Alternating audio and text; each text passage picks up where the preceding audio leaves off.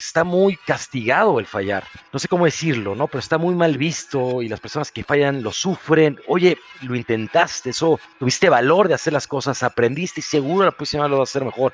Y si no puedes, continúas y vas a llegar. Y yo creo que todo el mundo tenemos oportunidades y capacidades de hacer grandes cosas. Y depende de uno realmente esforzarse, pero no va a ser fácil.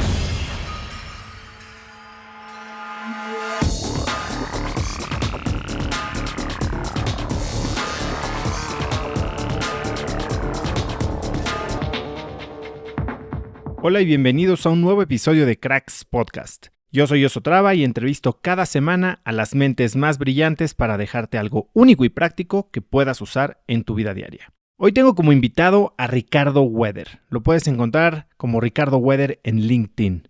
Weder es con W.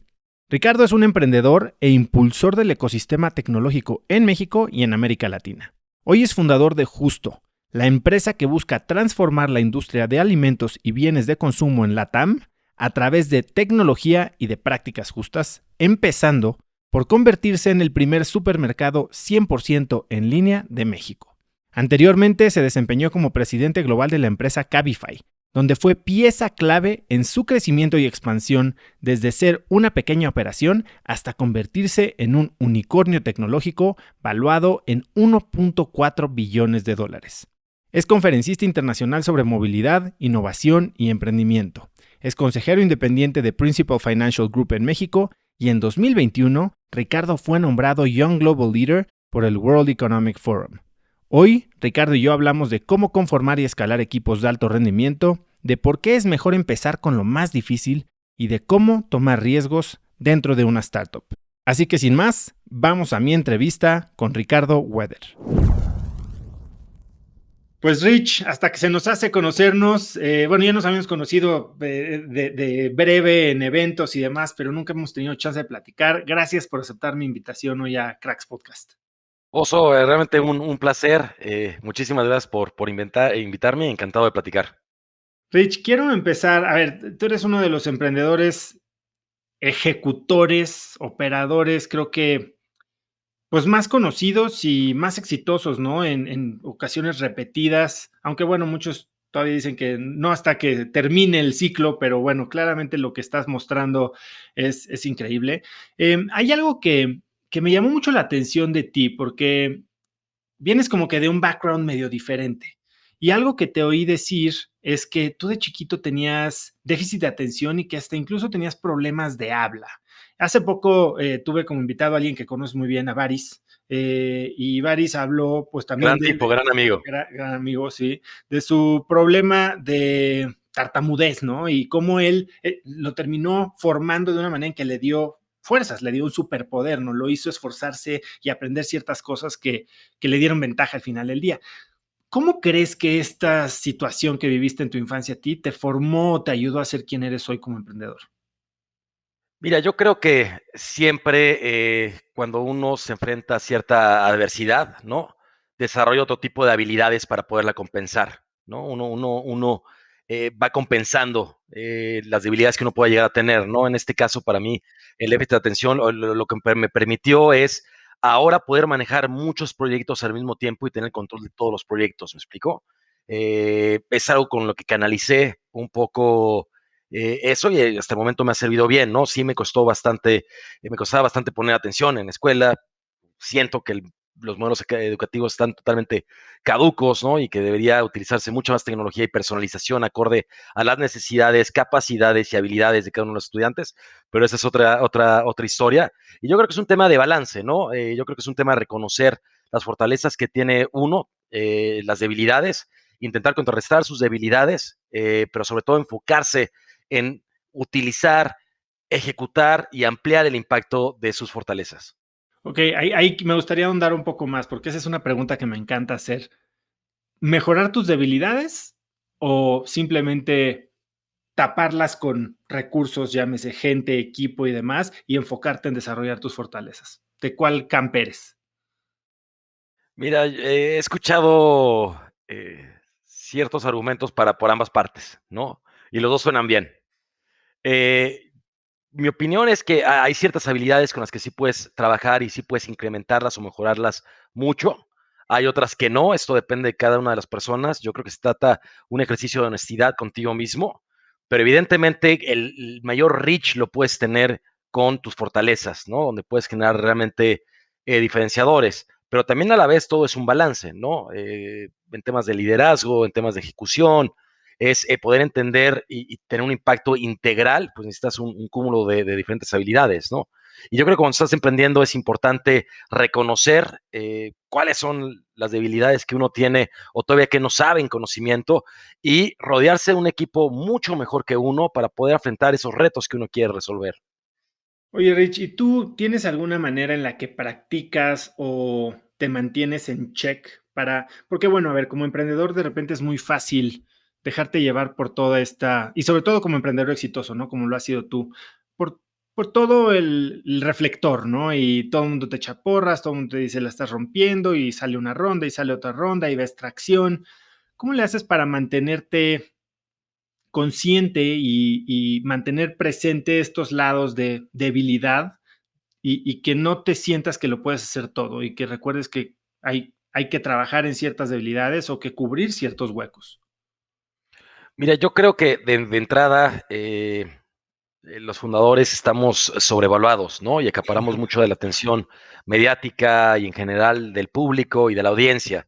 Pero para mí realmente, y lo tengo bien consciente, es que los fundadores podemos poner la visión, pero realmente es el equipo, sobre todo el equipo ejecutivo, el que plasma y vuelve una realidad esa visión, ¿no? Entonces, hay que entender que este es un juego de equipo, hay que entender que siempre va a haber personas mucho más capaces en cualquier cosa que uno mismo, ¿no?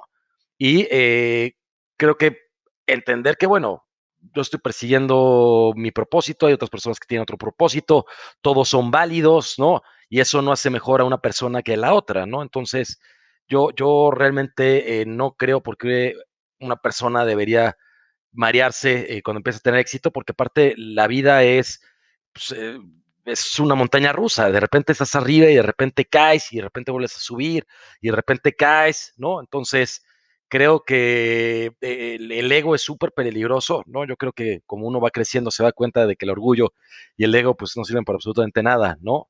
Y creo que es un proceso, algunas personas lo hacen más rápido que otras, ¿no? Pero es ¿Cuándo, básicamente eso. ¿Cuándo te diste cuenta tú? O sea, yo estoy leyendo y me recomendaron dos personas el mes pasado. Yo no sé, espero que no haya sido un wink wink, ya sabes, ego is the enemy, como, hey, échatelo, te hace falta.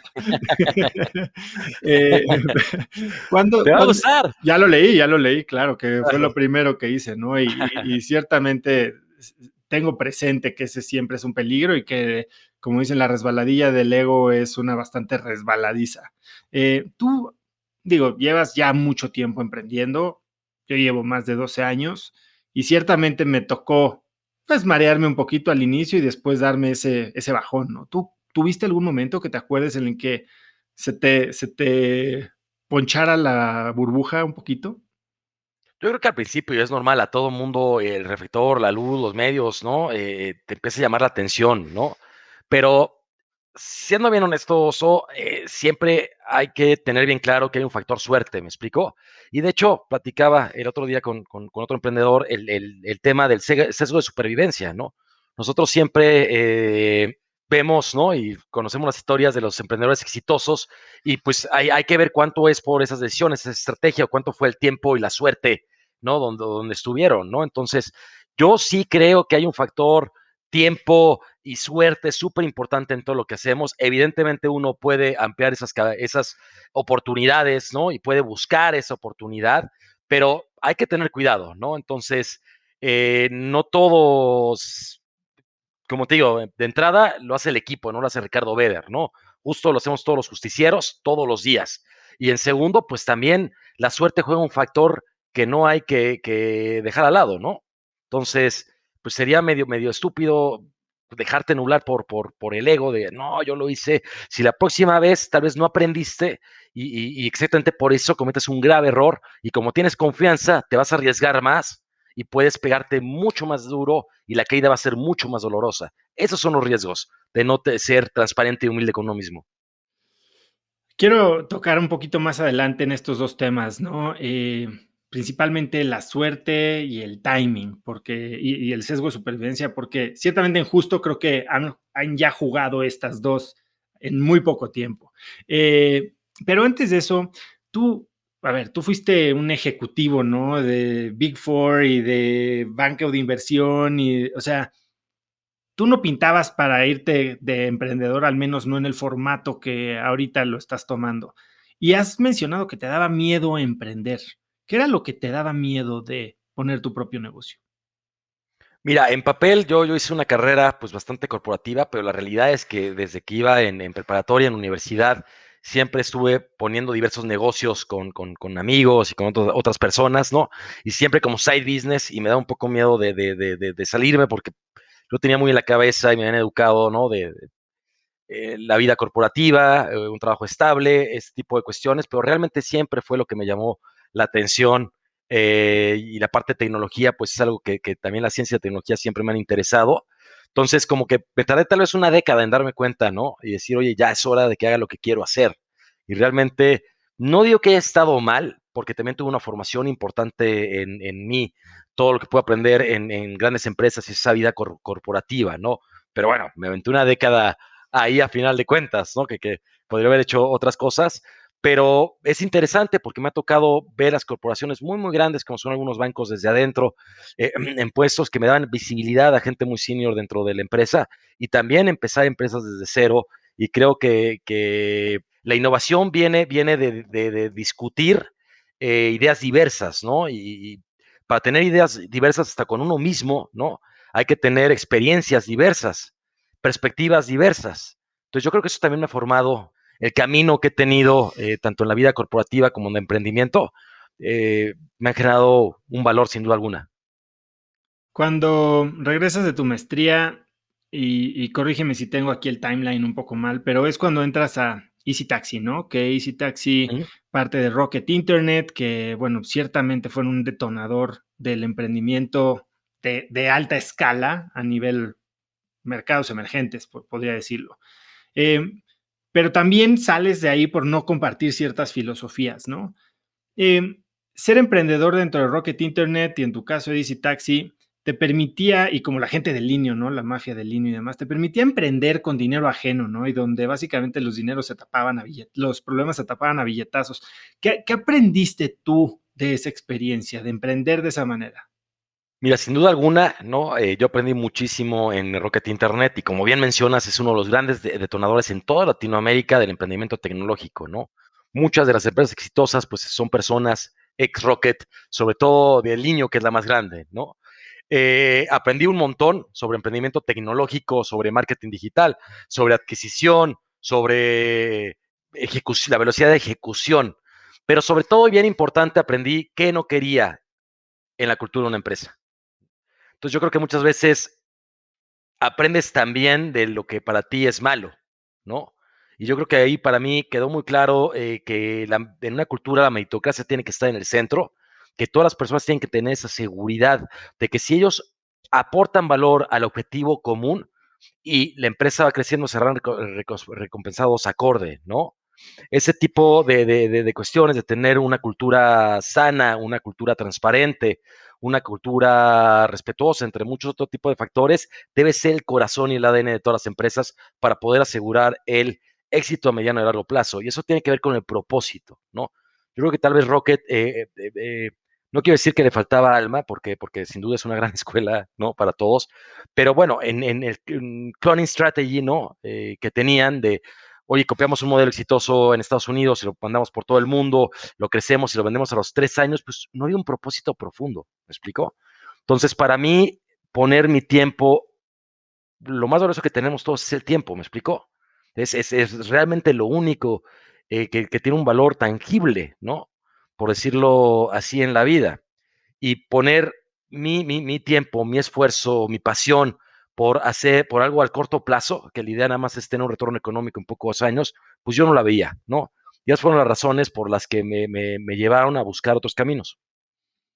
¿Y cómo implementas eso ahora que tienes ya ahora sí que el control absoluto sobre la cultura de Justo, ¿no?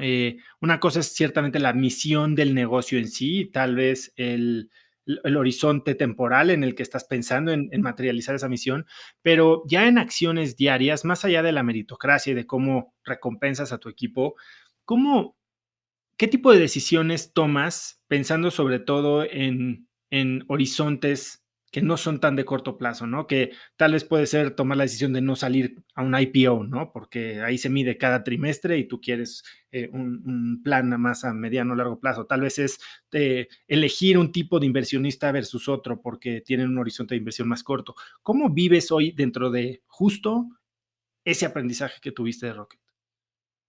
Mira, está por una parte la cultura, ¿no? Que es bien importante y tú lo acabas de mencionar, ¿no? La cultura realmente es lo que hacemos con nuestras acciones día a día, ¿no? Lo que escribimos en un documento y compartimos en todos los all hands en las organizaciones, ¿no? Y creo que realmente vivir nuestros principios es lo que se hace que la cultura se cascadee. Ahorita, por temas de home office, pues es todavía más complicado poder permear la cultura, sobre todo que nosotros somos una empresa que llevamos apenas unos meses antes de la pandemia, ¿no? Y ahorita somos casi, éramos menos de, no sé, 50, 40 personas, ahorita somos casi 600. Entonces, se va complicando toda esta parte cultural.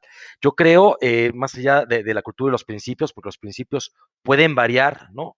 De empresa a empresa, obviamente hay principios como la inclusión, la diversidad, el respeto, que son inviolables, pero cada uno puede tropicalizar lo que quiere priorizar. Pero creo que es bien importante que para mantener una empresa ágil, una empresa innovadora, y sobre todo en etapas tempranas, es bien importante que las personas tengan claros los principios, pero que también tengan claro el contexto. ¿Por qué?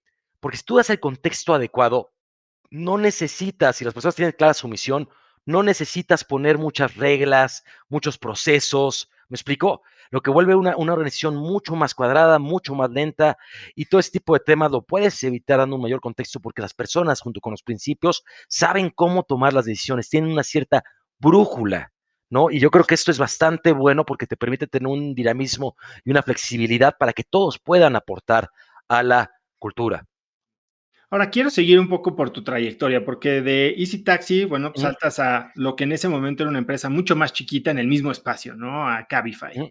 Eh, y en Cabify tienes un, pues un ascenso, ¿cómo podría decirlo? Estrepitoso, ¿no? No sé si ni siquiera es una palabra esa, pero pasas de country manager a manager de la TAM, a COO, a CEO, a presidente, y esto en un lapso de 3 años y medio, ¿no? Y tengo varias preguntas al respecto a eso, porque, bueno, primero, ¿por qué? Entiendo que no querías estar en una empresa con la cultura o los valores que tenía Easy Taxi Rocket en ese momento, pero cambiarte en la misma industria a un underdog, ¿cuál es el diálogo en tu cabeza cuando estás haciendo eso? Ahí fue bastante curioso porque yo al principio, pues nada más conocía Cabify por fuera, ¿no? Y realmente, como menciona, pues los resultados que tenían no eran sorprendentes. Pero tuve la oportunidad de ir a comer con el fundador y realmente tuve mucha empatía con su visión, con sus valores, con su forma de ver, pues su propósito en general, ¿no? Que eso fue lo que me convenció de unirme y decir, bueno, ¿por qué no? ¿No? Y realmente fue, sin duda va a ser alguna de las aventuras más grandes de toda mi vida, ¿no? Empecé y éramos, no me acuerdo cuántas personas, pero éramos muy pocas personas, estábamos en 4 ciudades, 3 en Latinoamérica y una en España, pero de ahí nos tocó pues reestructurar a todos la empresa, darle un poco la vuelta, empezar a expandir hasta casi 120 ciudades, momentos súper emocionantes, momentos muy complicados, eh, grandes aprendizajes, grandes errores, grandes amigos, o sea, sin duda alguna fue algo que me formó y que siempre llevaré en mi corazón, siempre tendrá un pedazo púrpura, sin duda alguna. Ahora, creciste rapidísimo. En una empresa que crece muy rápido, bueno, pero definitivamente la trayectoria que seguiste no es algo tan común, ¿no? Y sobre todo cuando el founder sigue involucrado en la empresa. Digo, Juan básicamente fue moviéndose a roles un poquito menos operativos conforme tú crecías. Entonces, tengo 2 preguntas al respecto. Uno, ¿cómo se maneja? ¿Cómo vives tú como empleado, por decirlo de una manera, Mm. este rol en el que vas creciendo y adquiriendo relevancia dentro de una organización en la que todavía el fundador está ahí?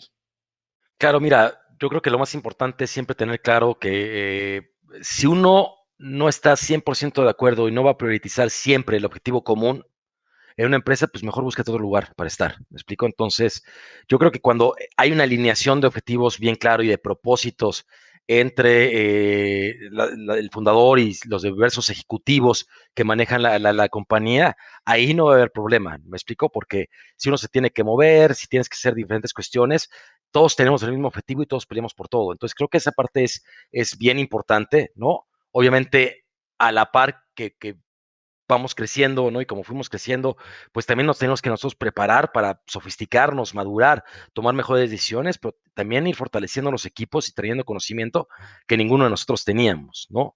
Entonces, yo creo que eso es lo importante, que realmente las personas estén acorde con el propósito, estén alineados, y creo que hay formas de cultivar esto, ¿no? En la cultura, si una persona tiene libertad, tiene ownership, puede ver el impacto directo que está haciendo, puede tomar decisiones, ¿me explicó?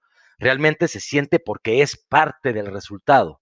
Y eso, a final de cuentas, es lo que te lleva a empezar a engrasar, ¿no? Y que ese flywheel que depende de cada una de las empresas gire y gire más rápido, ¿no? Pero es el talento el que mueve las organizaciones y cómo tú tienes alineado e incentivado ese talento es importante. Y yo sí creo que tiene que ver, obviamente hay temas de remuneración, temas de stock options, pero mucho más profundo, sobre todo con personas que toman riesgos muy altos en entrar a etapas muy tempranas de emprendimiento, donde la probabilidad de que el esfuerzo de 2, 3, 4, 5 años pues, se puede ir a cero, pues es bastante alto, ¿no? Entonces yo creo que normalmente alguien que está dispuesto a tomar ese reto, lo hace también porque cree en un propósito, porque busca algo más allá de esa remuneración. Obviamente hay un upside económico muy grande si el emprendimiento le va bien, ¿no? Pero bueno, no sé si sea muy romántico, pero al menos es lo que me gusta pensar que sucede. ¿Y cuál crees que fue la lección más valiosa que aprendiste en ese tiempo de Juan de Antonio? Uy, bueno, yo creo que muchísimas cosas. O sea, vivimos un Cabify diferente durante 4 años, que cada 3, 6 meses es diferente, ¿no? Yo creo que algo que es súper admirable de Juan es la humildad que Juan tiene. ¿Me explico? Nunca fue en sí un Juan diferente porque valiéramos $3 millones o 1.4 billones. Creo que eso es súper loable, y aprendí mucho que hay que mantener ese centro, ¿no? De Juan. Ahora, crecer tan rápido en una organización, como dijimos, no es lo normal, ¿no? Ciertamente hay oportunidades, pero pues se pueden ver quiénes son los outliers, ¿no? Y lo que venías diciendo, el survivorship bias. ¿Cuáles crees que son tus 3 o las 3 características, habilidades, actitudes que tenías tú en ese momento, que ciertamente has evolucionado, pero en ese momento que a ti te permitieron escalar tan rápido en un ambiente tan cutthroat, tan intenso, de tanta responsabilidad, de tan high stakes, ¿no? Mira, yo creo que evidentemente, sobre todo en ese momento, porque uno va aprendiendo, va madurando, va madurando otras cualidades que van enriqueciéndolo a uno, pero en ese momento, sin duda alguna, yo creo que mi resiliencia, mi empuje y mi pasión fueron determinantes para ayudar y empujar a los equipos y hacerlos pensar que podemos lograr grandes cosas, ¿no? Yo creo que eso sin duda alguna, porque al principio pues éramos pequeños, ¿no? No teníamos tanto talento, tantas personas, tantos recursos económicos, no teníamos muchas cosas y hubo que sacarlo pues con ganas, ¿me explico? Entonces creo que eso pues fue importante. Al principio yo creo que una organización tiene muchos líderes y todos aportan diferentes dimensiones, ¿no? A la organización. Pero yo creo que yo aporté eso sobre todo los primeros años. Cuando hablas de resiliencia, ¿te acuerdas de los primeros meses en los que entraste a este nuevo ambiente? ¿De alguna vez, a ver, cuéntame algún día que dijiste: "¿Qué estoy haciendo aquí? Esto está definitivamente me sobrepasa", tal vez que dudaste si era la decisión correcta, pero que a base de justo eso, de resiliencia, pudiste sacar? Pues mira, al principio no era tan sencillo, ¿no? Porque yo venía una compañía de Easy Taxi que era muchísimo más grande, ¿no? Y tenía más recursos, tenía más conocimiento, tenía más métricas, tenía más, un montón de cosas que todo el grupo de Rocket Internet pues le otorgaba, ¿me explico? Entonces, la escala era muchísimo menor y al principio sí estaba un poco preocupado, ¿no? Pero yo ahorita que lo pienso, también en una situación que pues no teníamos mucho que perder, ¿me explico? Porque de lejos éramos el underdog, al menos en México, pues era mucho más grande Yaxi, Easy Taxi, ¿no? Uber. Fue bien curioso porque unos años después Cabify adquirió a Yaxi y a Easy Taxi, ambos. Eh, pero sobre todo yo recuerdo con muchísimo cariño esos primeros meses. Yo creo que es bien diferente. Realmente le metíamos toda la pasión, le metíamos todo el empuje que podíamos, tal vez no con el mejor entendimiento ni con la mejor sofisticación, pero sí con todas las ganas de salir adelante, de entender, de mejorar, ¿me explico? De diferenciarnos, de generar un impacto, y intentábamos todo, y si fallaba no importaba, ¿me explico? Íbamos y hacíamos un montón de cosas a la vez para intentar y entender qué pegaba, no de la forma más sofisticada del mundo, para serte sincero, pero así fuimos creciendo, fuimos obteniendo recursos y se fue sofisticando la organización y también fueron entrando un montón de líderes increíbles que fueron enriqueciendo a todo el equipo de Caifa y que lo permitió, a final de cuentas, pues expandirse a 120 ciudades en 13 países, ¿no? Ciertamente has trabajado con muchísima gente y has sido líder de muchos, ¿no? Y gente que conocemos y que tenemos en común y con la que he tocado el tema, te define como un gran ejecutor, como alguien muy echado para adelante, como alguien que no tiene miedo. Y ahorita justo mencionabas que a veces, digo, hay muy poco que perder y mucho que ganar, pero regresando a lo que hablábamos un poquito del ego, cuando te inflas y de repente tomas riesgos más grandes que podrían incluso hasta poner en riesgo la compañía o la misión entera, ¿tú cómo piensas sobre el riesgo? O sea, sé que es diferente en cada momento de la empresa, pero ¿tú tienes alguna manera de pensar en riesgo, en tomar decisiones? ¿Cómo evalúas cuánto hay que perder o cómo tiene que estar el balance entre posibilidad de ganancia versus riesgo de pérdida? Mira, yo creo que es bien interesante porque normalmente se cree que los emprendedores, y no voy a generalizar, pero por decir un término, tomamos muchos riesgos, pero yo creo que en general somos medio adversos al riesgo y sobrecalculamos todos los riesgos. ¿Me explico? Y a mí lo que me gusta es realmente calcular el riesgo, entender el riesgo y ver cuál es el upside que puedo tener en cada uno de los caminos. Pero si uno quiere hacer algo grande, tiene que tomar riesgos. ¿Me explico? Es imposible que no. Y cuando tiene un propósito a largo plazo, pues se vale fallar. Y aquí creo que sobre todo hay que entender que está muy castigado el fallar. ¿Me explico? Eh, no sé si sea la palabra correcta, no sé cómo decirlo, ¿no? Pero está muy mal visto y las personas que fallan lo sufren. Oye, lo intentaste, eso, me explicó, tuviste valor de hacer las cosas, aprendiste y seguro la próxima vez lo vas a hacer mejor. Y si no puedes, continúas y vas a llegar. Y yo creo que todo el mundo tenemos oportunidades y capacidades de hacer grandes cosas y depende de uno realmente esforzarse, pero no va a ser fácil, ¿me explico? Un tema que yo tengo con la tecnología y cómo la tecnología nos hace todo más conveniente en la inmediatez, pues es que te cueste menos trabajo las cosas, ¿no? Ya hasta te da hueva ir a la esquina, ¿no? Y hay que entender que cuando uno tiene un propósito a largo plazo y es un propósito grande, por decirlo así, pues no va a ser fácil, ¿no? Y hay que continuar y hay que aprender de cuando uno falla, de las cosas que duelen, ¿me explico? Pero continuar adelante y estar en la línea, ¿no? Con el equipo en un emprendimiento, para mí yo me considero un operador, yo soy un ejecutor y a mí me gusta liderar desde la trinchera y motivar al equipo, ¿me explico? Para mí, un tema en un early stage de liderazgo, y entiendo que hay diferentes estilos de liderazgo, ¿me explico? Pero en un early stage en una etapa temprana en una compañía, ¿cómo le puedo pedir yo a alguien que haga algo si yo no lo he hecho? O sea, y no porque yo no lo haya hecho nada más, si no lo entiendo, ¿me explico? Porque no lo he hecho. Entonces, ¿cómo puedo pensar cómo mejorarlo si todo lo veo desde arriba, ¿no? Entonces, ya me desvié, Oso. Sí, Entonces, pero regresemos al estás punto. tocando algo bien importante, porque esto escala. A saber cómo funciona exactamente todo escala. definitivamente no. Por eso yo creo que la adaptabilidad, ¿me explico? La empatía como líder, de entender que cada persona necesita diferente motivación y diferente instrucción en el sentido positivo de tú como líder, cómo lo apoyas a alcanzar y desarrollarse, ¿no? Alcanzar su objetivo.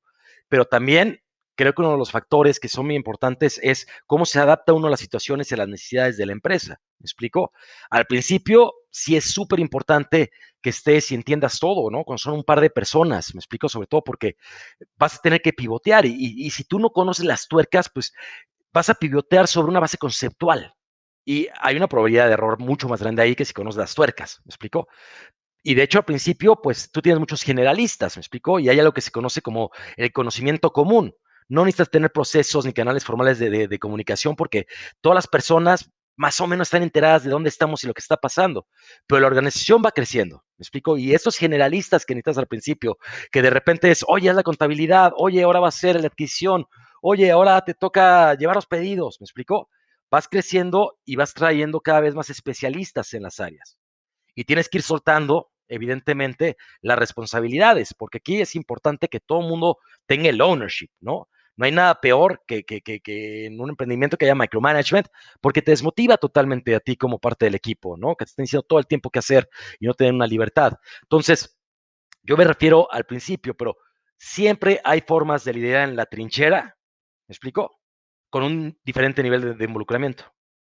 Regresando al tema de riesgos, de fracaso, ¿tienes algún recuerdo de alguna vez que alguno de tus reportes directos, digamos, haya tomado un riesgo, haya fracasado, haya sido un fracaso notorio, que tal vez él o ella estaba pensando en que le iba a costar la chamba y que tú hayas tomado esta actitud de, ok, ¿qué aprendimos de esto? Y que le hayas dado esa lección o que hayas aprovechado el momento como para aprender algo y tener a una persona que ya había pasado por el error en vez de correrlo y traer a alguien nuevo. Sí, sin duda, ¿no? Pero mira, prefiero hablar de los errores y las malas decisiones que he tomado, porque yo creo que si tú como líder, todos cometemos errores, ¿no? Nada más que hay personas que lo comparten y personas que no lo comparten, punto, ¿no? Y lo reconocen. Y yo creo que si uno es abierto a decir, oigan, ¿saben qué? Tomé esta decisión, está equivocado, pero aprendí esto y esto, ahora vamos a hacer esto, las personas también se abren a poderlo hacer de una forma adecuada, ¿no? Si una persona que tomó un riesgo calculado, porque tampoco se trata de hacer lo que uno quiera, ¿me explico? Y bajo la hipótesis que tenía no salió y falló, si tú castigas a esa persona de cualquier forma, le estás dando un golpe certero a la innovación y al corazón y a la pasión de tu organización. Y a mí eso se me hace terrible, ¿no? ¿Por qué? Porque sobre todo en etapas tempranas, pues todavía no tienes una claridad exacta de tu propuesta de valor, de cómo llegar al product market fit, y es necesario estar iterando. Y muchas veces no tienes todas las herramientas que necesitas. Y sobre todo no tienes un recurso que necesitas, el tiempo. Tienes poco tiempo para poder iterar y entender. Y es obvio que cuando tienes un menor tiempo, ¿por qué? Porque en una list stage no te puedes tomar 6 meses para hacer un experimento, porque en esos 6 meses puedes morir. Sí, ¿Cómo vas a no vas a castigar a llegar alguien a una respuesta estadísticamente significativa nunca. por pura lógica, ¿no? Si uno no concuerda con esto, pero es lógica, ¿no? O sea, la persona le estás pidiendo que sea ágil, que aprendamos rápido, obviamente va a cometer errores, ¿no? Solo hay que poner contexto de qué no podemos hacer. No podemos poner en peligro financiero a la empresa, por ejemplo, porque me decidí a contratar a Lewis Hamilton, ¿no? De embajador de justo. ¿No? Si hay cosas que salen de un framework, de un parámetro Bueno, establecido, ¿no? ya pronto, los de Kavak ya les alcanzó Pacheco, entonces, Es increíble lo que ha hecho sí, Kavak, toda una Carlos. inspiración para el ecosistema. Carlos, la verdad, y su equipo son increíbles. Sí, que muchas de las cosas que me estás diciendo ahorita, Rich, son cosas que veo que se comparten, digo, comparten inversionistas también, pero que se comparten dentro de fundadores de alto impacto y de alto crecimiento y de alto potencial, ¿no? O sea, el tema de cultura, el tema de responsabilidad, el tema de propósito, son cosas que Carlos fue muy puntual en mencionar, ¿no? Ahora, vamos a aterrizar todo esto porque quería como que poner un poco la mesa, porque mucho de lo que hemos hablado sigue siendo vigente y se ha repetido e incluso ha formado lo que hoy es justo, ¿no? Sales Ujú. de Cabify y decides emprender y empieza Justo. Entonces, para quien no conoce Justo, vamos a darles un primer de qué es Justo. Claro, por supuesto. Mira, Justo es el primer supermercado 100% online en México y un pionero en Latinoamérica. Nosotros tenemos una propuesta de valor de precios sumamente competitivos, con una mejor calidad en los frescos, ¿no? Con la mejor experiencia en todo el journey de nuestro usuario.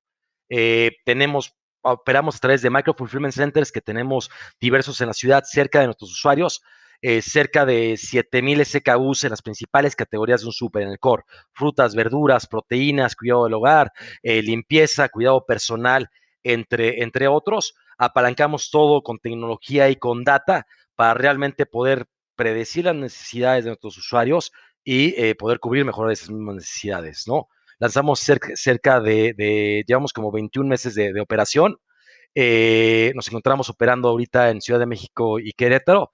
Hemos levantado en los primeros 18 meses levantamos cerca de 100 millones de dólares de capital de fondos nacionales e internacionales. Nuestra misión es ser el súper favorito de Latinoamérica antes del 2030 y la visión es transformar la industria de consumo a través de la tecnología, pero también a través de prácticas justas.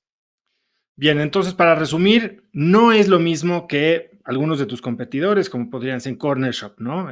Ustedes son el súper, no van al súper, son el súper, es una aplicación, una página de internet donde te metes y compras frescos y productos ¿cómo se dicen? Pues de necesidades Perecederos básicas. y no Exacto. perecederos y groceries.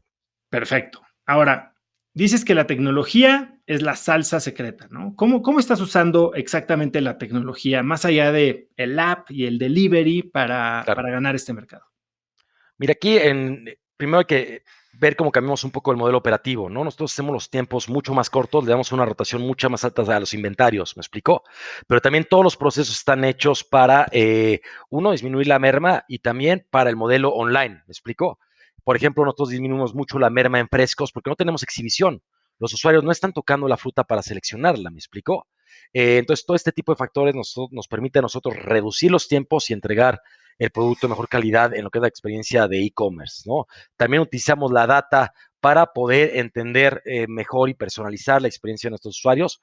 Tenemos muchos proyectos que vamos a estar haciendo durante el 2021 sobre data. Creo que hay una gran oportunidad de mejorar las recomendaciones, de personalizar, de utilizar la data para generar pues una propuesta de valor diferenciada, ¿no? Y una experiencia diferenciada hacia nuestros usuarios. Ahora, hablabas hace un momento de timing y de suerte. Y ciertamente en Justo, pues hay un poco de ambas, ¿no? Webvan, hace 20 años justo tronó. Webvan en Estados Unidos era básicamente esto, era el Justo en Estados Unidos, levantó, no sé si cientos de millones de dólares, creo que 800 millones de dólares, y en 2001, después de 3 años de operación, cierra la puerta. ¿Qué aprendes? Si bien era otra época completamente, probablemente hay algo que aprender de esa experiencia. ¿Tú qué puedes aprender de la experiencia de Webvan? Mira, yo creo que esa experiencia y también la primera etapa de Goodex en California, creo que se expandieron demasiado rápido antes de tener la propuesta de valor y el product market fit sólido. Y creo que esa expansión acelerada, la expansión hay que tener bien claro que no es una medida de éxito, ¿no? La expansión es un riesgo, la expansión diluye no solo tu capital, sino diluye todos los recursos de la organización y sobre todo la atención de la organización, el foco de la organización. Y creo que tanto Webpan como GoodX en su primera etapa, bueno, se expandieron demasiado rápido. Entonces, todo está en poder sostener esa operación más grande a más personas, pero dejas de aprender, dejas de pivotear, dejas de hacer mejor un product market fit, ¿me explico? Y evidentemente cuando expandes agresivamente o algo que no te tienes todavía maduro, pues es mucho más difícil madurarlo, ¿no? Creo que eso es lo primero. Obviamente era un entorno totalmente diferente al que estamos viviendo hoy en día, ¿no? Ahora, dos preguntas. Uno, crecimiento rápido. Ciertamente, pues en Cabify competías contra Uber, ahora estás compitiendo pues, contra los incumbents Amazon, digo Amazon, bueno, Amazon ahora viene con groceries también, pero Walmart y demás. Y tú has hablado de crecimiento, ¿no? Y ciertamente en Cabify crecieron rapidísimo. ¿Cómo piensas tú del crecimiento? Porque ahorita me acabas de decir que crecer demasiado rápido puede ser hasta Ujú, contraproducente, ¿no? Si bien te puede 100%. pintar el top line para seguir levantando rondas, cuando apagan la música y te quedas sin silla, si no tienes un negocio fuerte y sólido, pues entonces te quedas sin nada, ¿no? ¿Cómo piensas del crecimiento, el blitzscaling, vamos, ¿no? Que muchas compañías, inclusive Kavak, con lana de SoftBank, pues practican, ¿no? O sea, primero lana y velocidad antes de eficiencia. ¿Cómo piensas tú de crecimiento? Mira, yo creo que depende un poco del modelo que tengas y quiero ahondar en esto, pero fíjate, yo creo que Kavak es de los mejores ejemplos que existe en cuanto a foco. ¿Por qué? Porque Kavak estuvo 5 años en Ciudad de México antes de ni siquiera abrir otra ciudad en el país. Y ya que tuvo ese product market fit, esa tecnología, esos procesos maduros, pues mira lo que está haciendo ahora. Y a mí me emociona mucho pensar lo que van a lograr, ¿no? Tienen todo por delante, pero estuvieron 5 años en Ciudad de México, ¿no?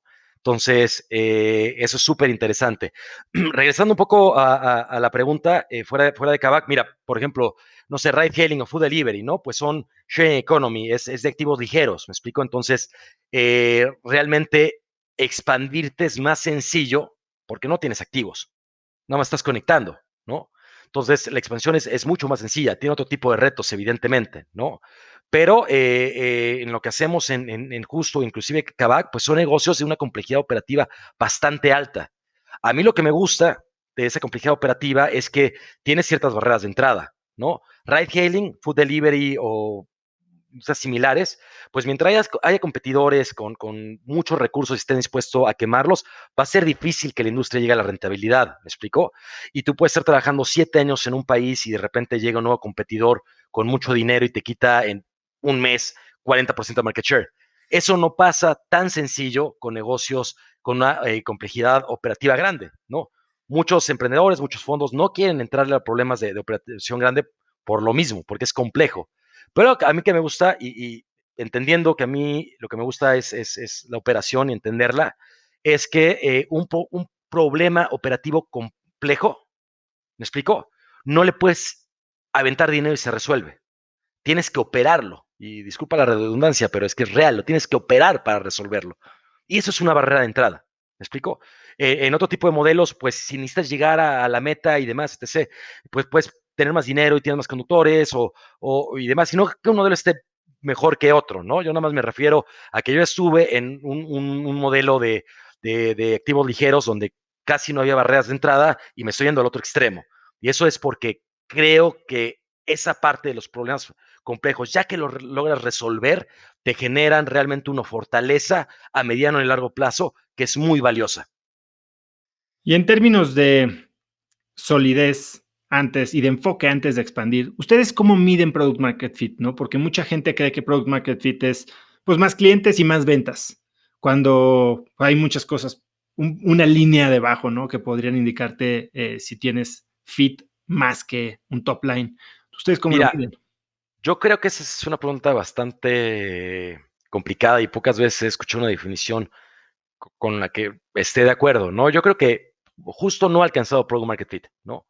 Yo creo que Product Market Fit es cuando, sin hacer grandes esfuerzos de adquisición, te están llegando tantos usuarios porque ven tanto valor en tu producto que tú tienes tu cabeza metida nada más en cómo puedes Servir. mantener o servir esa demanda. ¿Me explico? Eso para mí es Product Market Fit, ¿no? Y eso también es importante, que es un proceso evolutivo constante y que lleva mucho tiempo y que son pocas las empresas que llegan al Product Market Fit, ¿no? ¿Por qué? Que me compre alguien, te puede comprar por mil razones, pero todavía no es Product Market Fit, ¿me explicó? Tiene que ir mucho más allá, es mucho más profundo, es un conocimiento de la necesidad de tu audiencia tan grande, ¿me explico? Que desean tu producto, ¿no? Hablando un ¿Tú poquito, qué piensas que es, Oso? Me encantaría saber tu opinión. pues mira, yo creo que esa definición es de las más acertadas que he oído. Yo sí creo que es crecimiento donde el enfoque está mucho más en operar y servir que en básicamente generar demanda.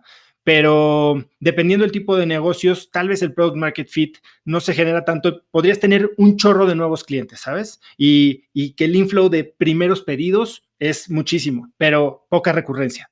Entonces, hay que entender muy bien en dónde, a qué nivel del journey de tu usuario estás midiendo el product market fit, ¿no? Tal vez es en el tercer pedido. Y si el número de gente Claro. que está teniendo su tercer pedido está sobrepasándote, entonces tal vez podrías hablar de eso, ¿no?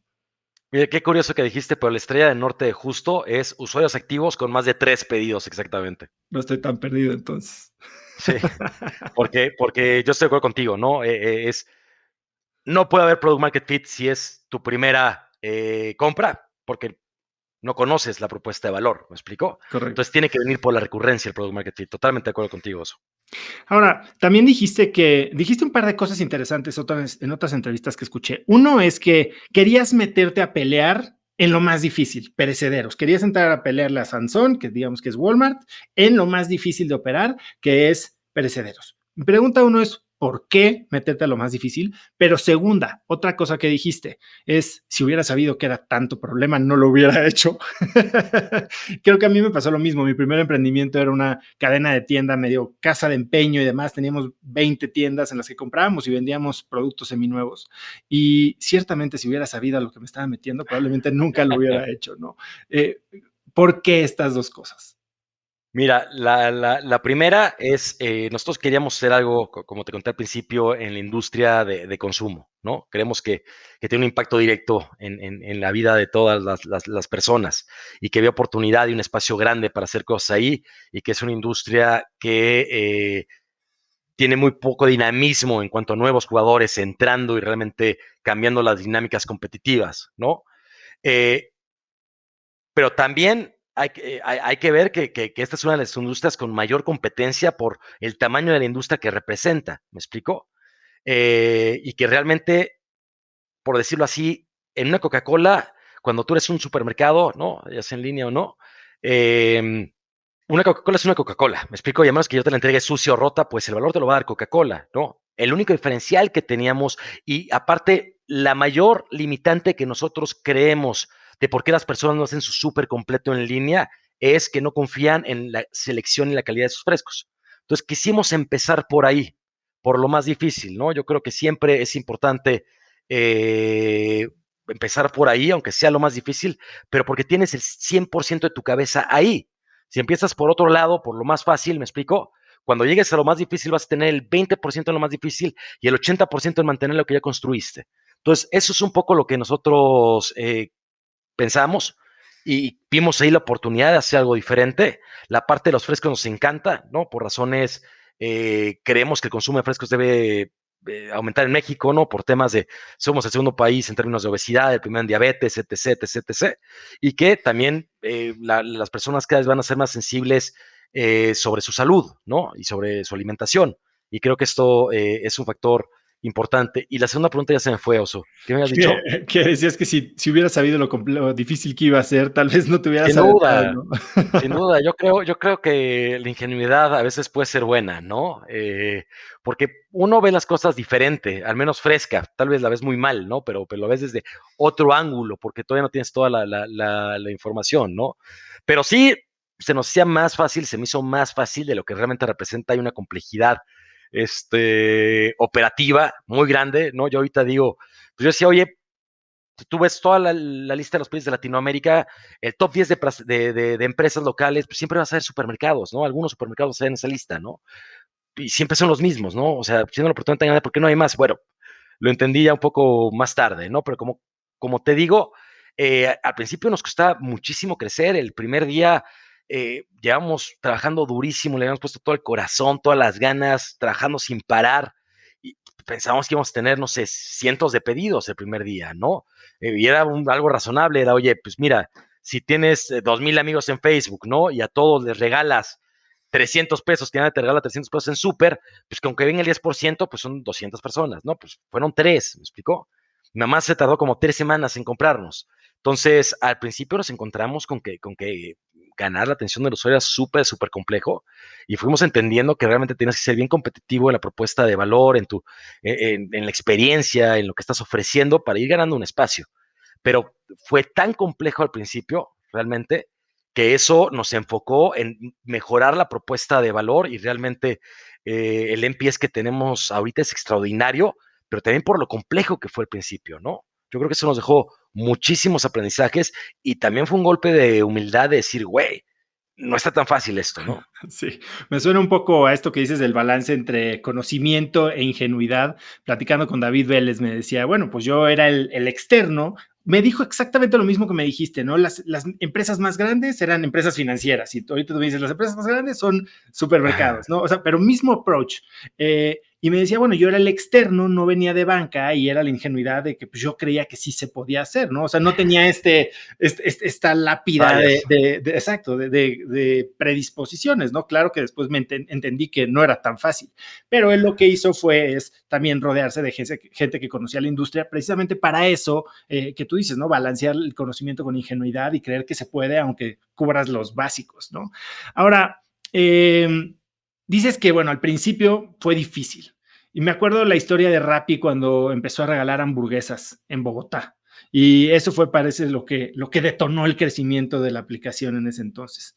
¿Tú te acuerdas cuál fue ese tweak que hicieron de cambio en propuesta de valor que los hizo pasar tal vez de 3 a 30 órdenes diarias o a 300? Mira, por nuestra parte, espero, ¿no? Y todos los días espero que nos caiga algo así, que encontremos, experimentamos muchísimo, ¿no? Hemos crecido, no me puedo quejar, crecemos cerca del 20% mes a mes, ¿no? No es que nos crezcamos, pero creo que estuvo en mejorar la propuesta de valor básica, ¿no? El surtido de productos, que no hubiera faltantes, la calidad de los productos, esa propuesta de valor, tangibilizarla, porque también nos enfrentábamos, Oso, a otras cuestiones. Y sigue pasando, pero al principio era bien curioso porque yo me echaba explicaciones de media hora de que era justo, me decían, pero ¿de qué súper nos traes tú el súper? Y yo, no, que somos un súper, ¿no? Entonces, como que no había entendimiento, también era difícil comunicar a nuestros usuarios que éramos un nuevo súper, ¿me explicó? Entonces, todo ese tipo de temas hubo que entenderlos y atacarlos. Ahorita lo que estamos intentando ya hace bastante rato, pues es realmente tenemos un equipo de growth que funciona en generar hipótesis todas las semanas, ver cómo las vamos a medir, correrlas por la semana, eh, tomar los aprendizajes, ¿no? Ir formulando y así vamos avanzando para ir entendiendo, iterando, porque es un problema multivariable, ¿me explicó? Cuando estás teniendo miles de productos diversos, ¿me explicó? Las dimensiones de complejidad, cuando tú empiezas a correlacionar la data, pues se vuelven más complejas, ¿no? Y sobre todo en un abasto donde pues hay millones de productos de groceries, ¿no? Perecederos y no perecederos, ¿no?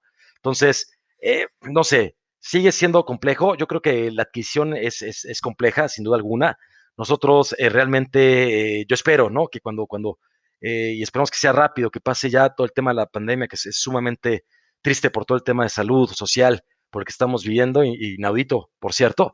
Pero bueno, espero que ya los grandes supermercados regresen a su negocio, vuelvan a asignar sus presupuestos al offline, ¿no? Para que se liberen los canales de adquisición online, porque ahorita es una locura los costos de adquisición. ¿Me explicó? Y cada vez se ponen más caros, ¿no? A mí me pasó que Carísimo. hubo un momento en Instafit en el que tuve que tomar la decisión de dejar de crecer a través de paid marketing, porque el único que ganaba era nuestro amigo Mark. Nosotros, yo dije, oye, vamos a bajarle aquí, vamos a dar más promociones directo al usuario, me explico, porque se volvió una locura. Y me dicen, oye, la pandemia sin duda alguna hizo que muchas más personas pidieran el súper en línea, pero que creció muchísimo más la competencia y saturó los canales de adquisición, me explico. Y eso en muchas verticales, ¿no? Somos afortunados porque estamos en verticales que se vieron beneficiadas en cierta forma, pero estoy seguro que tu CAC se fue mínimo a 5x, ¿no? O sea, si te fue bien. Sí, sí, sí. Nosotros precisamente ya no estábamos en ese modelo de comprar clientes porque, bueno, ahora todo mundo tenía ya su plataforma de fitness en línea, ¿no? Ahora háblame un poco de la pandemia, porque ciertamente dices, parte del éxito tiene que ver con suerte. Y si bien no es suerte en el sentido que qué bueno que hubo pandemia, fue de los sectores que se vieron beneficiados, no solo porque se dispararon las compras de perecederos y de súper y demás, porque la gente cocinaba más en su casa, sino porque también algunos de los súperes ni siquiera estaban abiertos para ir, ¿no?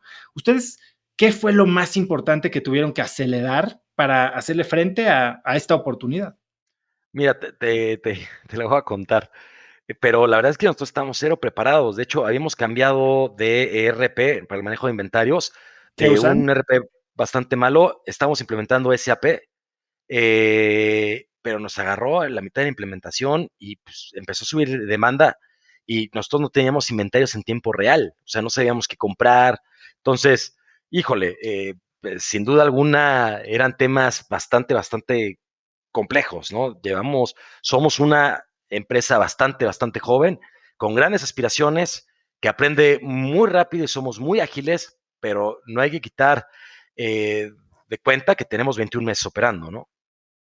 Y además entonces de hacerle frente y tratar de implementar el RP más rápido, ¿qué otra cosa tuviste que acelerar o qué otros planes se te adelantaron con la demanda, con la pandemia? Mira, aquí tuvimos que acelerar la propuesta de valor, ¿no? Porque de pronto los usuarios empezaron a tener muchísimas más opciones. Por agregadores como Corner Shop o directamente de todos los canales de supermercados. Empezó a subir el costo de adquisición en canales digitales, empezó a subir constante. Nosotros, al final de cuentas, estamos en una etapa temprana, entonces realmente no tuvimos que acoplarnos mucho o cambiar nuestros planes. ¿Me explico? Porque de todas formas teníamos que construir esa propuesta de valor inicial o seguir construyéndola, ¿no? Ya llevamos un rato haciéndolo, pero bueno, llevamos un par de meses. Entonces, te voy a ser honesto, no nos cambió tanto eso. Ahora, ustedes están enfrentándose a cada vez más oferta de los jugadores bien grandes, ¿no? Bien fondeados, que tal vez son un poco más lentos, que has hablado de que la agilidad es algo que no se puede perder en un startup. Eh, ¿Cómo estás haciéndole para hacerle frente a jugadores que tienen tantos recursos, tanto brand equity, y que tal vez tienen el poder para hacértela difícil? Mira, yo como CEO de Justo, lo que me estoy encargando es de traer al mejor talento posible, porque estoy seguro que con ese talento vamos a lograr la diferenciación en las diferentes dimensiones. Hay una gran oportunidad de hacer menos transaccionales las relaciones de compra de tus supermercados, de tus bienes de consumo. A nivel marca, a nivel propósito de empresa, creemos que podemos generar una empatía importante con nuestros usuarios. El mercado es muy grande y hay varios segmentos y hay formas diferentes de atacar cada uno de los segmentos. El mercado está súper concentrado. Tienes un líder que solo en este país tiene una evaluación de cerca de 50 billones, ¿no? Eh, Muchísimo más grande que sus competidores. Entonces, también nosotros vemos esa concentración de mercado como una oportunidad. ¿Me explico? Hay algunas personas que lo ven al revés, que dicen, no puedes competir grande. Bueno, nosotros lo vemos como una oportunidad del mismo tamaño y creo que con la agilidad, el talento y la pasión que tenemos los justicieros, sin duda alguna vamos a ir incrementando ese diferencial. Háblame un poco del equipo. Has hablado mucho de management, de responsabilidad, de rodearte de mejor gente, de estar gente súper talentosa que está dispuesta a tomar el riesgo, ¿no? Cuando estás empezando un negocio que de entrada tiene esta proyección billonaria, ¿no? Que me queda claro que justo empezó con una proyección de unicornio a múltiplos, ¿no? ¿Cuál es el primer equipo que tuviste? O sea, tu primera célula de las primeras 8 personas, ¿cómo definiste estos roles? Que si bien no son roles especializados, como ya lo has dicho, ¿quiénes son estas piezas que conseguiste? Mira, yo ya tenía claro, obviamente en Cabify tuve que hacer una transición durante algunos meses para poder salir y poder empezar justo, ¿no? En este periodo yo le había platicado a algunos amigos sobre la idea, algunos amigos me estaban ayudando, ¿no? Algo que fue para mí, aparte del equipo inicial que ahorita te lo comento, pero yo tenía 10, 12 juntas al día con personas que tenían diferentes ángulos o diferente información de la industria, para yo poderme nutrir y poder sofisticar un poco la propuesta de valor o la idea en sí que tenía, ¿no? Entonces esto fue bien valioso en una etapa temprana, ¿no? Al principio intentamos traer el talento que podíamos conseguir, ¿no? Todavía no teníamos capital. Entonces, evidentemente, entre otros temas que te comento, mi esposa también me estaba ayudando muchísimo en diversas áreas de la compañía, ya se puede decir que fue la primera justiciera, y de ahí tuvimos la fortuna de levantar capital muy rápido, ¿me explico? Entonces, al levantar capital muy rápido nos permitió empezar a traer talento un poco más experimentado y tener una evaluación de la empresa que al menos le daba un valor a las stock options a pesar de que fue una etapa muy temprana, ¿no? Entonces ahí ya fue más sencillo empezar a traer equipo más senior, ¿no? Empezaron a entrar eh, algunos de mis late co-founders, ¿no?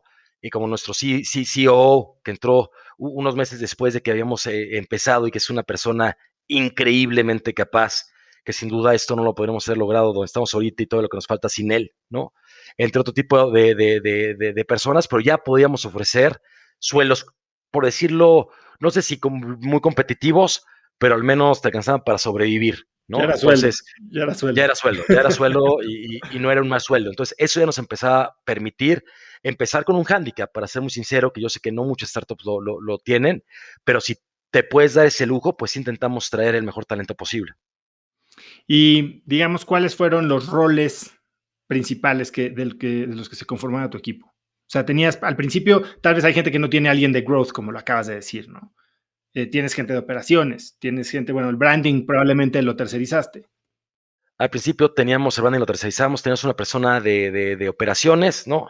Teníamos otra persona viendo el tema de sourcing, de compras, teníamos otra persona de marketing y otras personas trabajando con ellos. O sea, equipo esencial. Ahora, ¿qué pasa cuando hablaba también con David Vélez y me dice, hay gente que entra desde el principio, es un generalista, lo acabas de decir, y después la organización empieza a crecer de una manera o con una velocidad tal que tal vez esta persona deja de ser la clave? Por ejemplo, el CFO, pues era un CFO de una empresa de 10 millones, ya no de 1,000 millones, ¿no? Y hay muchas de estas personas que tal vez no pueden hacer la transición de ser C-suite a ser, pues no sé, tercer nivel de management. ¿Cómo lidias tú? Y no sé si en Justo ya te tocó, pero en Cabify probablemente te tocó, hacer esas transiciones. Hablas de alineación de valores, pero para mucha gente, de repente, perder el rol, perder el título puede ser demasiado fuerte, ¿no? ¿Cómo evitas tú también ser o caer presa de esta lealtad que le tienes que tener a esta gente que te cuidó, que te apoyó al inicio? Mira, es una pregunta dura y es una pregunta complicada, ¿no? Eh, y algo que hemos hablado dentro de Justo es lo siguiente, sobre todo el equipo de liderazgo, creo que es un error que las startups, los emprendimientos se denominen como una familia, ¿no? Porque no eres una familia. Cuando es tu familia, todo se perdona, ¿me explicó? Y realmente creo que es importante, y lo comentamos, somos un equipo de alto rendimiento. Y como un equipo de alto rendimiento tenemos que entrenar y tenemos que mejorar para poder ser titulares, ¿no? Y tenemos que tener claro que si en algún momento tengo que pasar a la banca porque viene otro titular y va a ayudar a ganar el título, es positivo para todos. Y es la ideología que tienes que tener. Habrá casos que el chiste es ser transparente y hacerlo con razones fundadas. ¿Me explico? Si tú vas a traer a alguien porque hay una carencia evidente en la organización y estás trayendo a alguien que evidentemente tiene ese conocimiento y lo comunicas de forma transparente y clara, pues no debería haber problema. Si la persona lo toma como un problema, pues realmente el problema es la persona, ¿no? eh, Cuando tú tomas decisiones shady, ¿no? Cuando tú tomas decisiones sin aclarar, sin una argumentación, sin una lógica, sí es muy conflictivo y puede dañar mucho a la organización, ¿no? Porque, como te digo, y los fundadores estamos sobrevaluados, hay que dejar también que participe el board en esas decisiones, ¿no? Sobre todo de puestos ejecutivos, es bien importante. Y los que han logrado llegar hasta donde se ha logrado, pues es el equipo, sobre todo el equipo ejecutivo, ¿no? Pero todo mundo aporta desde su trinchera. Entonces yo creo que esta es un poco la lógica, obviamente En papel, suena ¿no? mejor en papel de lo que es implementarla, pero creo que la línea va un poco por ahí, Oso. Y creo que si haces la chamba bien, como tú dices, estarla haciendo, en el que tal vez moralmente no tiene el incentivo de moverse a la banca porque le quitan su título, pero si sus opciones que hoy valen 10 van a valer 1,000, pues debería estar incentivado, ¿no? Ese es el otro punto, ¿no? No solo el objetivo de que el equipo gane el campeonato, ¿no? Sino el bono que todos se llevan si el equipo gana el campeonato, pues también está alineado a intentar ser un mejor equipo. Y realmente, si tú lo ves y te traen a alguien mucho más capaz que tú, en realidad, pues deberías estar ansioso de aprender de él, ¿no? Porque esto es un aprendizaje constante. Correcto. Ahora, una pregunta que me hacen muchísimo o me hacían cuando levantaba lana y me parecía una pregunta muy buena y muy como de mucho insight, que no sé si te la han hecho a ti, pero me gustaría hacértela, ¿no? Es, ¿quién sería la puerta?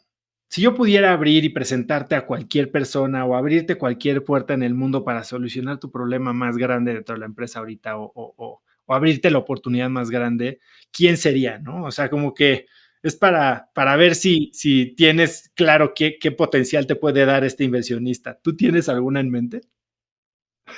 Uf, a ver, es una pregunta, depende de qué dimensión quiera aclarar, ¿no? Evidentemente, Genio de la eh, lámpara, genio de la lámpara. o sea, ¿qué inversionista? No que inversionista. Si te digo, yo te puedo abrir la puerta, presentar a la... Es más, ¿qué persona necesitas conocer hoy o que te ayude hoy y que sea la que más impacto puede tener en tu empresa? Es que yo creo que hay un montón de personas, ¿no? Si tener que utilizar al genio de la lámpara, lo haría por conocer a la persona que más me encantaría conocer y aprender de él, ¿no? Por ejemplo, a mí me encanta Reid Hoffman, ¿no? Okay. Este, se me hace increíble, ¿no? En beneficio de justo, pues evidentemente te puede decir un Jeff Bezos, ¿no? O un Jack Ma o algo de ese estilo, ¿no? Pero pues mientras yo tengo que llegar a todo el mes. Bien, bien dicho. Ahora, has hablado muchísimo de propósitos, Ricardo, y de cómo tu propósito se alinea con el propósito de la empresa. Y yo pienso el propósito de una manera tal vez un poquito contraintuitiva. Yo creo que el propósito sí tiene este aspecto trascendental, motivador, inspiracional, el Massive Transformative Purpose con el que unes a todo tu equipo y esta misión noble, ¿no? Pero también hay un cierto tipo de propósito o alguna motivación que ya tal vez en secreto y que no compartes mucho como persona, no te voy a decir simplemente como emprendedor, pero como persona te ayuda a enfrentar, a ser más resiliente, a tener todos estos momentos difíciles, ¿no? Tal vez es algo que a esa novia a la que le quieres probar que no eres un perdedor, a tu papá que te dijo que eras un bueno para nada en la escuela. ¿Tú tienes alguna motivación así? Creo que es un buen punto, porque hay una diferencia bien grande entre propósito y motivaciones. Y se vale, ¿no? De hecho, en academia estratégica, en algunas ocasiones te dicen que tener un enemigo común, ¿no? Te ayuda a generar mayor cohesión entre el equipo, ¿no? Y empujar más fuerte. Entonces, se vale tener motivaciones que pueden venir de alguien que perciben como un competidor, un enemigo, me explicó, todo ese tipo de cuestiones. Creo que cuando era mucho más joven sí tenía motivaciones, pero porque la mayoría de esas motivaciones vienen empujadas por el ego, me explico. Y creo que cuando eres joven, pues evidentemente tienes mucho más ego, por lo menos era mi caso, ¿no? Realmente ya no busco hacerlo por ahí, porque inconscientemente a veces te das cuenta y el objetivo es decir, güey, esto es vanidad, ¿me explicó? O es ego, ¿no? Enfócate en lo que realmente importa porque te va a llevar a tu propósito, ¿no? Pero, por ejemplo, hay momentos, ¿no? Estás corriendo una carrera y te estás muriendo, ¿no? Y ya te falta poquito, pues se vale tomar una motivación medio trivial o banal, ¿no? Porque te empuje. Entonces, no creo que sea malo, pero lo que queda claro es que ese tipo de motivaciones no es algo que te va a llevar a largo plazo ni te va a jalar grandes distancias. Está bien para un sprint, pero no para un maratón. Es Para el maratón es más exactamente el propósito. como yo pienso en eso. Yo creo que estos motivadores oscuros, estos más viscerales, son los que te paran del sillón, ¿no? Son los que te prenden la chispa. Pero si quieres carrera larga, sí necesitas tener algo un poquito más trascendental. Y a veces sirve, y a veces es bueno, ¿me explico? Y a veces hace que la organización despierte, ¿no? Pero coincidimos en esa parte, Oso. ¿Eres de los que piensa que la preparación continua, la educación es algo fundamental, ¿no? Y tú eres uno de estos partícipes en la educación formal, ¿no? Te he oído decir que no estás tan de acuerdo con el Teal Fellowship y todos estos dropouts. Hace poquito tuve a Pamela Valdés de Vic, que la sacó Peter Thiel de estudiar y bueno, puso Vic. Eh, ¿Cómo Gran piensas en... emprendimiento, por cierto. Sí, sí, sí. ¿Tú cómo piensas de eso? ¿Por qué tanto enfoque en tal vez el papel o la preparación formal? Ya, aquí hay algo importante. Yo no estoy en contra de los dropouts, ¿no? De hecho, para mí, la universidad, el sistema educativo actual que tenemos está súper caduco y es bien difícil sacarle valor en general para las personas, ¿no? Entonces, yo no estoy para nada en pro de El papel no te ayuda en absolutamente nada, ¿me explico? El aprendizaje, evidentemente, sí te ayuda el aprender de otras personas, de mentores, eso es súper valioso. Y yo lo único que digo, y porque para nada estoy en contra de los dropouts o de los fundadores que empiezan súper jóvenes, ¿no? De hecho, qué bueno que lo hacen. Lo único que yo digo es que hay muchas personas que piensan, ¿no? Que si no son emprendedores jóvenes ya no pueden ser emprendedores. Y lo único que digo es que estadísticamente, y no es mi opinión, es la estadística, la mejor edad para emprender son los 45. Entonces a mí todavía me faltan bastantes años. Eh, No y tantos, no el tantos. mensaje que quiero, no tantos, la neta no tantos, güey. Acaba de cumplir hace poco y ya cada vez menos, güey.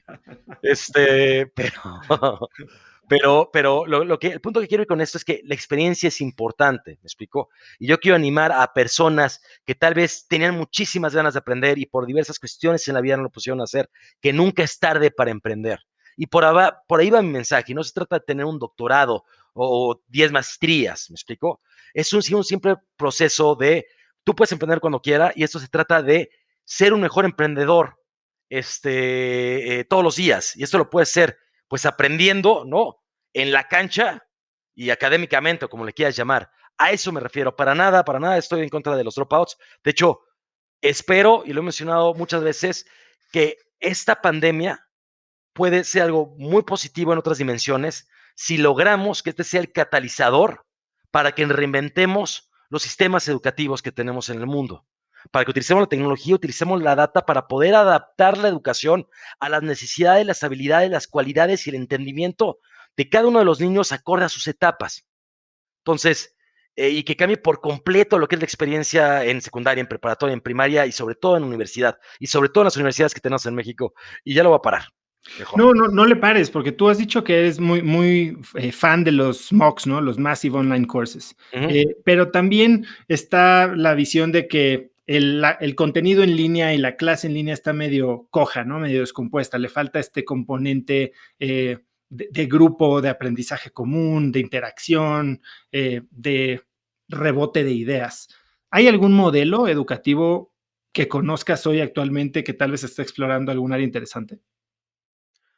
Mira, es complejo y te voy a decir por qué. Y acabo de caer en cuenta, nunca lo había pensado, pero tal vez a mí me gustan los MOOCs, ¿no? Porque a mí en el modelo tradicional siempre me fue un poquito más complejo poder aprender porque tengo déficit de atención, ¿me explico? Y para mí, pues un MOOC veo a mis tiempos, ¿no? Puedo hacer tres al mismo tiempo si quiero y me aburro de uno y voy con el otro y voy cambiando. Entonces, tal vez esa parte viene por ahí, ¿no? A ver, creo que se tiene que eliminar el 98% el learning by heart, ¿no? El memorizar las cosas. Creo que tiene que ser mucho más experimental la educación que tenemos que aprovechar, que vivimos en un mundo conectado para que los mejores profesores, no solo en conocimiento de la materia, sino en la pedagogía, puedan enseñarle a grupos que aprenden de formas similares. Tal vez un grupo aprende de forma más auditiva, otro de más visual, otro más experimentando, con mezclas, con mocks, con aparatos, con juegos, pero estamos conectando en un mundo global donde sería más fácil empatar las dos partes, ¿no? El maestro y esa audiencia. Y creo que ahí hay un montón de oportunidades de hacer las cosas adecuadas, ¿no? Sí, hace poco tuve a Pato Bichara, que probablemente lo conoces también, Sí, sí. de Collective Academy. Él está haciendo algo bien interesante, haciendo una mezcla de presencial contra virtual. Y hace poco estaba viendo lo que está haciendo Seth Godin, que tiene el Alt MBA, o bueno, creo el Alt MBA, que era más como mock, y ahora migró a un modelo que está tomando muchísima fuerza, que se llama Akimbo, basado en workshops. Y workshops que tomas a tu propio ritmo, pero tiene más que ver justo con hacer que con absorber conocimiento a través de un lecture, ¿no? De una sesión, de una presentación. Y eso me parece a mí interesantísimo. Creo que cuando logras hacer las cosas es cuando verdaderamente las aprendes. Eh, Ahora, una pregunta que quería hacerte, porque también sé que tienes una posición bastante clara de eso, es la clásica de si el emprendedor se hace o se aprende, nace o se hace. Se hace totalmente. Yo creo que es un tema de Y esta pregunta alguna vez me la hicieron y como que contestaron antes de mí en un panel que no, y yo de borrego también dije que no, pero la realidad es que es totalmente se hace, ¿no? Es un tema de mindset, yo creo, ¿no? Obviamente hay que entender que hay ciertas oportunidades, ciertos momentos en la vida que para uno es más fácil para emprender para el otro. Emprender no es un camino correcto per se, de hecho es un camino bastante arriesgado, ¿no? Pero tiene Bastante que ver con, miserable. sí, o sea, tiene un lado, ¿no? Todo lo que está abajo de la punta del iceberg, pues que son muchos, muchos años, ¿no? Es un cúmulo de emociones, pero el punto que quiero ir es un tema de mindset, más que de capacidad, ¿me explicó? Porque la capacidad la tienes que empatar con el tipo de emprendimiento que quieras hacer, ¿no? Entonces, no hay un tipo de capacidades predichas, pero tienes que tener ese mindset y se puede aprender ese mindset y se puede aprender a ejecutar de una forma mucho más rápida cuando estás encontrando tu product market fit. Todas esas cosas se aprenden. Habrá personas que lo aprendan más lento, y otras tarden más, hay que entender que es algo a largo plazo, ¿no? Rich, tú además de ser fundador, eres un inversionista ángel prolífico, ¿no? Y me interesó ver una de tus últimas inversiones, porque ciertamente podría estar incluso medio ir en paralelo con lo que estás haciendo en Justo, no directamente, pero sí en paralelo. Valoreo. ¿Qué piensas tú de esta nueva tendencia de construir el nuevo Procter Gamble para marcas direct to consumer de e-commerce? Mira, yo creo que es una industria que está sumamente en auge a nivel global, ¿no? Sobre todo por esta empresa que se llama Treasure, ¿se llama? Ajá, Bueno, como Thrasio. se llame, y ha causado bastante expectativa de poder agregar los sellers, ¿no? Los resellers de el e-commerce, ¿no? Creo que la oportunidad es muy grande. Creo que yendo un poco a las dinámicas de la industria de consumo empiezan a cambiar, ¿me explicó? Evidentemente también los CPGs, pues está todo lo que es direct to consumer que quieren explorar. ¿Por qué? Y no solo es un tema de volumen de venta, ¿no? Yo creo que los CPGs, ¿no? En general se han dado cuenta que no tienen la información del usuario final, ¿me explicó? Y que en un mundo que cada vez se digitaliza más, la ventaja competitiva no te la da esa red neuronal de inteligencia artificial, te la da la calidad y la información que tú tienes. Y es importante tener esa información, ¿me explicó? Entonces, entre otros motivantes, están haciendo que empiecen a cambiar las dinámicas, que se empiecen a explorar nuevos modelos de distribución, ¿no? Es difícil decir qué va a ser exitoso y qué no, porque aparte las dinámicas de la industria en cada uno de los países difieren, ¿no? Yo nunca creo que vamos a ser un ecosistema igual que el de China en Latinoamérica, porque hay variables que son de base diferentes, ¿no? Pero sin duda habrá algunas similitudes, ¿no? Entonces, bueno, sin duda es una industria con muchísimo potencial y es una empresa que creo que tiene un montón de futuro, ¿no? Sí, aunque también se está poniendo súper caliente el espacio. Yo ya conozco 3 competidores en Latinoamérica que todos parecen tener millones y millones detrás y puede hasta generar una medio burbujilla ahí, ¿no? Yo creo que el espacio es muy grande porque aparte al e-commerce le queda muchísimo por crecer todavía, ¿me explico? Y al seller por sofisticarse. Y ellos también están apoyando a sofisticarse, ¿no? Y está Valoreo, pero también está Wonder Brands, que creo que tiene Ujú. un súper equipo, ¿no? Y yo creo que la competencia es buena. Siempre que entre más competencias, realmente te fuerza a mejorar tu propuesta de valor, ¿no? Obviamente, pues no es tan bueno si la competencia te elimina, queda claro, pero pues es el parte de riesgo de querer cambiar las reglas del juego para generar impacto. Claro, Rich, ¿a qué le estás apostando en estos próximos 18 meses? ¿Cuál es tu enfoque principal? Mira, nosotros la tenemos clara, ¿no? Justo va a ser el supermercado favorito de Latinoamérica antes del 2030. Todavía tenemos 9 años para lograrlo. Sin duda alguna, somos una empresa orgullosamente mexicana. México es nuestra casa y tenemos que generar una densidad y una profundidad relevante, ¿no? A la par que vamos conquistando otros mercados en Latinoamérica. ¿Qué rango crees que te vas a salir de México? ¿En qué rango de tiempo? Nosotros ya hemos estado explorando diversas opciones, ¿no? Estamos esperando el timing correcto. Ahí hay cosas interesantes que podemos hacer en Colombia, en Brasil, en otro tipo de países en la región que creemos que puede ser bastante interesante para nosotros. Hay que dejar que la data decida, ¿me explicó? El timing adecuado, ¿no? Tal vez nos hubiera gustado expandirnos un poquito antes, pero también la pandemia movió mucho el mar y hay que esperar a que se calme un poco para tomar la decisión adecuada. Rich, cuando piensas en la palabra éxito, ¿quién es la primera persona que te viene a la mente? Uf, qué buena pregunta. Soy malísimo para este tipo de preguntas, malísimo. Eso es lo que la hace buena, Es la primera, no le pienses. que es difícil porque creo que el éxito tiene muchas dimensiones. Es por ahí, eso es lo que yo quiero saber. Quien tú me digas me va a hablar un poquito de cuál es la dimensión que más valoras tú. Mira, es que es complejo, ¿no? Estamos hablando de negocios, ¿no? Sin duda alguna, hablando de e-commerce, ¿no? Que es lo que estamos hablando, pues el éxito medido como crecimiento e impacto de tu empresa, pues evidentemente Jeff Bezos o Jack Ma, pues son personas con un éxito impresionante, ¿no? Éxito, me encanta por el propósito que tiene Elon Musk, ¿no? Es alguien totalmente, un genio totalmente atípico que va contra toda la corriente y sigue demostrando que con pasión, talento y creatividad puede cambiar industrias que nadie hubiera pensado, ¿no? Pero creo que hay muchas dimensiones, ¿no? Es como el amor no tiene una dimensión, ¿no? O sea, creo que es injusto preguntarle a una persona, sobre todo cuando tienes hijos, ¿no? Tienes una familia, preguntarle a quién amas más. Creo que las dimensiones del amor son diferentes, como el balance en las dimensiones del éxito es lo que lleva a la felicidad, no solo una. Y si eres muy exitoso en una y no eres exitoso en las demás, no vas a poder ser feliz. Y yo creo que el fin último del éxito debería ser la felicidad. ¿Tú eres más del camp de especialización o de rango? ¿10,000 horas o tener 10,000 trabajos? ¿Cómo? O sea, digo, Gladwell habla en Outliers de cómo 10,000 horas te hace un experto, ¿no? Y tienes que tener Mm, especialización para volverte un verdadero crack. Y por otro lado, David Epstein habla de rango, ¿no? Y compara por un lado a Tiger Woods, que empezó a tirar bolas a los 3 años, y claro. a Federer, que creo que agarró su raqueta de tenis en la adolescencia. Y antes había sido basquetbolista y había hecho mil cosas. ¿Tú crees que vale más la especialización o tener rango de habilidades?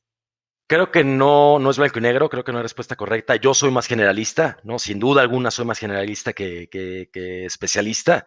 He estado, tanto en mi carrera corporativa como emprendedor, en un rango bastante grande de posiciones y creo que esto me ha ayudado a tener pues, una visión 360 sobre una empresa. Eso no quiere decir que sea mejor que un especialista. Depende mucho del problema que quieras resolver. Hay problemas que los puedes resolver con profundidad, nada más, y hay problemas que los puedes resolver con rango. Entonces depende del problema que estés atacando. Mi humilde opinión, Oso. No, buenísimo. Y si pudieras escribir un mensaje en el cielo para que millones de personas lo vieran, ¿qué diría Ricardo? Tú puedes. Bien. Rich, increíble lo que estás haciendo. Yo mido el éxito o la utilidad de una aplicación, sobre todo en términos de vida diaria, por si mi esposa la conoce y la usa.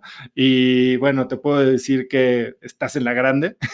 Muchísimas gracias. Me da mucho gusto. Muchas felicidades por lo que estás haciendo en Justo y obviamente por la trayectoria y el impacto que estás teniendo, porque cada vez que te he oído tomar un micrófono es para hablar de propósito, para hablar de misión, para hablar de management, de empoderamiento y de hacer las cosas con fondo y no simplemente con forma, ¿no? Así que muchas gracias por el tiempo, Rich, eres un crack. ¿Dónde puede contactarte la gente? ¿Dónde pueden bajar Justo?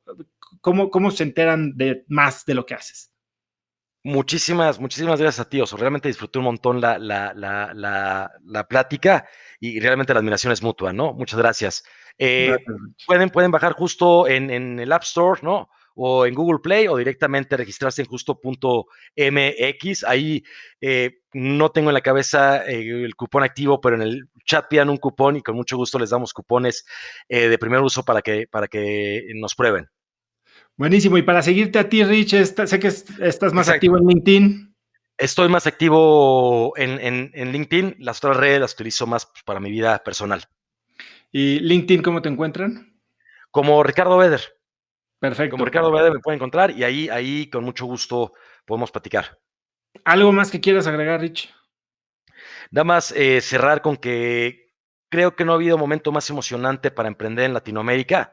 Sé que, como dije, no es el camino correcto, no siempre se tiene que emprender, pero para las personas que lo quieran hacer, se han juntado varias variables bien interesantes, ¿no? Nunca hemos tenido la cantidad de oportunidades de acceso al capital, sobre todo en early stage. Definitivamente hay un exceso de liquidez de capitales en el mundo y esto lo está beneficiando, pero también tenemos fondos internacionales viendo México, lo cual hace mucho más competitivo el ganar los term sheets para los emprendedores. Tenemos mucho más talento interesado en pertenecer a startup, tenemos mucho más gente desarrollando tecnología, ¿no? Ciencia, tecnología, ingeniería, matemáticas, Teams, y es un gran momento. Y también creo que los emprendedores debemos demostrar que, o más bien tenemos la obligación de aportar a la reactivación y a la transformación de nuestro país a través de utilizar la tecnología para generar un impacto positivo, generar trabajos de calidad y hacer un México mejor. Muchísimas gracias, Rich. Disfruté muchísimo el tiempo para Igualmente. conocernos y espero que nos podamos ver pronto en persona. Buenísimo, muchas gracias. Un abrazo. La trayectoria de Ricardo es increíble y disfruté muchísimo nuestra conversación. Si te gustó el episodio, compártelo con alguien usando el link cracks.la/115. También sigue Cracks Podcast en Spotify o suscríbete en iTunes y califícanos ahí con 5 estrellas para que más gente nos encuentre. Y también, si puedes, déjame una recomendación o una reseña, porque me encanta leerlas y saber qué es lo que piensas del programa. Mencióname en Instagram o Twitter con la lección que más te llevas como @osotrava y menciona a Ricardo en LinkedIn como @RicardoWeather. Puedes encontrar links a todo lo que hablamos hoy en cracks.la/115. Y eso es todo por hoy. Yo soy Osotrava y espero que tengas una semana de cracks. Si quieres recibir un correo mío todos los viernes con las cosas más interesantes que encontré en la semana, entonces no puedes dejar de suscribirte a mi newsletter Viernes de Cracks. Viernes de Cracks es un correo muy corto con 5 tips, hacks, recomendaciones de documentales, libros, apps, artículos o cosas que me recomiendan y que creo que pueden hacer mejor tu fin de semana o ayudarte a empezar una buena conversación. Son muchos miles de personas las que ya lo reciben cada semana y si quieres recibirla tú también, puedes ir a cracks.la/viernes y muy pronto estará en tu inbox.